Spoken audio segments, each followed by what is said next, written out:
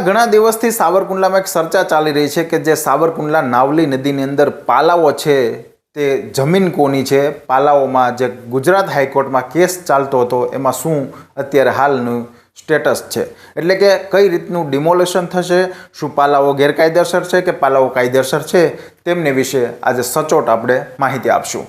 નમસ્કાર, હું આપની સાથે મહેન્દ્રસિંહ, આપ જોઈ રહ્યા છો નાવલી ન્યૂઝ।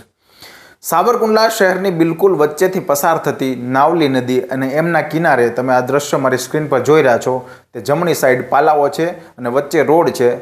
જે પાલાઓ વર્ષો પહેલાં તંત્ર દ્વારા એમાં ડિમોલેશન કાર્યવાહી હાથ ધરવામાં આવી હતી, જેમના હિસાબે તંત્રએ ડિમોલેશનની કાર્યવાહી કરી ત્યારબાદ આ જે 90 જેટલા પાલાઓ છે તે લોકો કોર્ટમાં પહોંચ્યા હતા।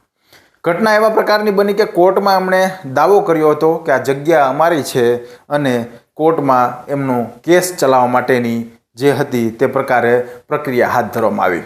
હવે વર્ષો પહેલાંની વાત છે, સતત વર્ષો વીતી ગયા અને પાલાઓ છે તે 2026 સુધી આવ્યું। કેસ સતત ચાલુ રહ્યો, કાર્યવાહી કોર્ટની પણ થઈ, અલગ અલગ પ્રકારના સ્ટેટમેન્ટો આવ્યા। હવે આખરે છેલ્લે ન્યાય માટે કોર્ટે લોકોને પણ સાંભળ્યા છે, પાલાધારકોને પણ સાંભળ્યા અને સ્ટેટમેન્ટ એવું આવ્યું કે આ જગ્યા છે તે ના કોઈ માલિકીની છે કે ના કોઈની છે। આ જગ્યાઓ છે આખરે કોર્ટે એટલે કે ગુજરાત હાઈકોર્ટે હુકમ કર્યો છે કે આ જગ્યા છે તે સરકારી છે। જ્યારે પાલાધારકોએ દલીલ કરી, અપીલ કરી કે આ જે દુકાનદારો છે, આ પાલાધારકો છે, તેની રોજગારીનું શું, ત્યારે કોર્ટ દ્વારા અથવા તો તંત્ર દ્વારા એમને 2 થી 3 જગ્યાઓ ફાળવવા માટેનો પણ એક મોકો આપ્યો અને કહ્યું કે અલગ અલગ જગ્યાઓ છે તે ફાળવવાની વાત કરી। આખરે કોર્ટમાં જે પણ ચાલી દલીલો એકબીજાની, એમાં ક્યાંય એકબીજાએ કોઈ સ્વીકાર ન કર્યો અને આખરે કોર્ટે એક હુકમ કરી દીધો કે આ જગ્યા છે તે સરકારની છે અને આ બિનઅધિકૃત રીતે આ દબાણ છે। હવે સાવરકુંડલા શહેરની નાવલી છે તેમની કાંઠે જે આ પાલા આવેલા છે તેમની ઉપર હાલ તો અત્યારે નોટિસ આપવામાં આવી છે અને એ નોટિસ મામલતદાર કચેરી તરફથી આપવામાં આવી છે કે છેલ્લા 10 દિવસની અંદર ખાલી કરી દેજો।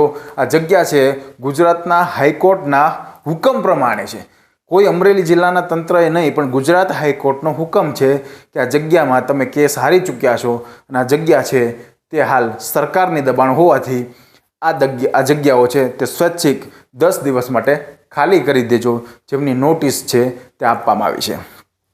હવે અહીંયા નાવલી રિવરફ્રન્ટ બનવાનો છે, નાવલીમાં આટલી ગંદકી પણ છે। આખરે જે પાલાઓની મેટર હતી તે ગુજરાત હાઈકોર્ટે એવો હુકમ કર્યો છે કે આ જગ્યા સરકારી હોવાથી હવે અમારે બ્યુટિફિકેશન માટે ઉપયોગ કરવા માટે આ જગ્યાઓ તમારે ખાલી કરવી પડશે। બિનકાયદેસર એ બિનકાયદેસર જ છે, એ કાયદેસર ક્યારેય નથી થવાનું।